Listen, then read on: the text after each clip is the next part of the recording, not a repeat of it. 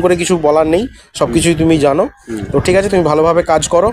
আচ্ছা, যারা এখনো বাড়িতে বসে আছে তাদেরকে কি বলবে বলো? তাদেরকে আমি এটাই মেসেজ দিচ্ছি, আপনারা বাড়িতে শুধু ভাইবেন না, যদি কাজ করার ইচ্ছা থাকে আপনারা চলে আসুন, কাজ ভালো আছে, আপনারা কাজ করতে পারেন। আচ্ছা, আপনি কোত্থেকে এসেছেন? আমি জলপাইগুড়ি থেকে এসেছি। জলপাইগুড়ি মানে নর্থ বেঙ্গল। তা নর্থ বেঙ্গলের লোক জলপাইগুড়ি, কোচবিহার, আসাম ওইদিকে ছেলেরা বিশ্বাস করে না, তাদেরকে কি বলবেন? তাদের যে- ত্রিপুরা, তো ওদের ছেলেদের কি বলবেন?